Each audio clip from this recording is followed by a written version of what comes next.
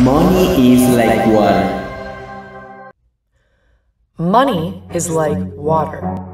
In the Bible, it mentions that Jesus had no interest in material possessions for himself.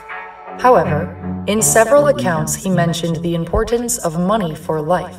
For example, Matthew 17:25-27 says that Jesus paid his taxes using a coin manifested inside a fish. In Matthew 25, Jesus used a parable in which a master gave money to his servants, expecting them to multiply his wealth. In Luke 14:28, Jesus explained the importance of calculating costs before starting a construction. In Mark 12, it is cited that Jesus recommended paying taxes using the inscription of a currency coin.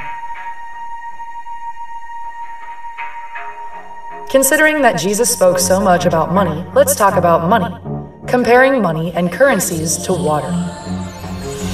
Yes, money is like water.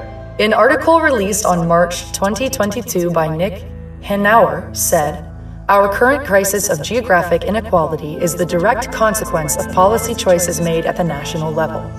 An economic system is not different from a natural ecosystem, in which individuals, businesses, and groups of businesses interact cohesively, seemingly to individuals, species, and groups of species interact for a self-sustainable ecosystem. Where money is equivalent to water in an ecosystem, the more liquid water, the greater the prosperity of the ecosystem. Seeing water as a currency, a poor economy would be like a desert. If we gradually increase wealth proportionally to the supply of water, that economy will turn to a plain of pastures, then to a rainforest, to a swamp, to a lake, or even to an ocean full of prosperity. In different levels of supply of water, some species will need to adapt to the changes to survive. Some species will not be able to exist in certain conditions. For example, a wolf cannot survive in an ocean without land, or a dolphin cannot survive in a plain of pastures. Some creatures like ducks and swans can live under any conditions of amount of water, but the temperature and salinity of the water will affect their survival.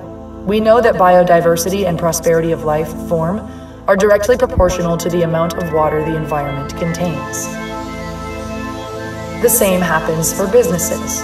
Some businesses will go extinct, and some will thrive in different market conditions depending on the levels of supply of money. While some businesses will always exist in all types of markets.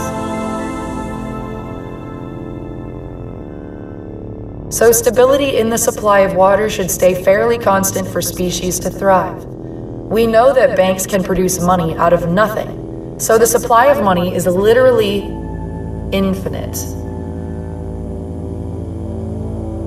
We know that in nature, the supply of water is with rain, ice melting, rivers, and air humidity. But what are the supplies of water for an economy? The water of an economy or the money comes to a market through salaries. So the rain, rivers, and fountains of water are the ability of people to earn money from companies, which translates that the higher the salaries of the individuals, the more prosperous the economy can be.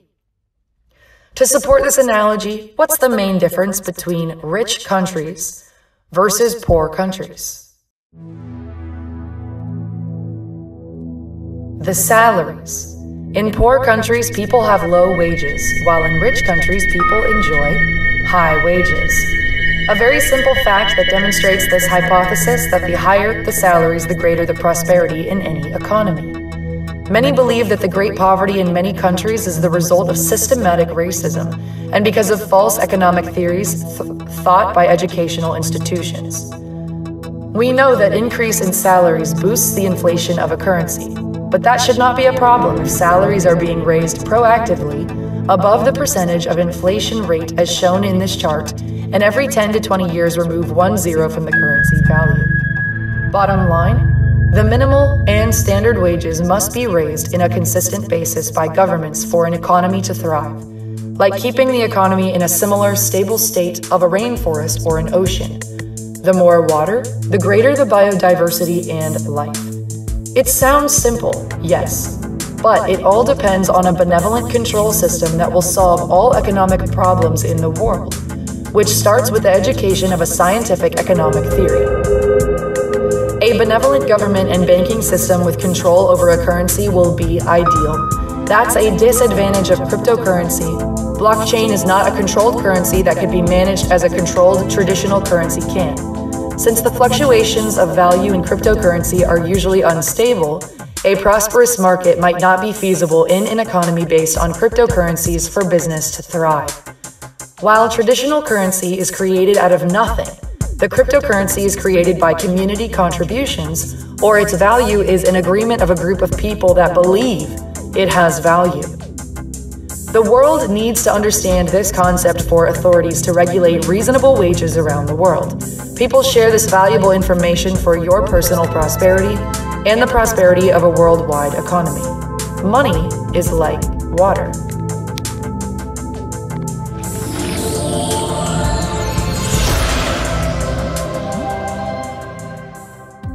If you like our videos, please subscribe and enable the notification bell. Also share to your friends and comment.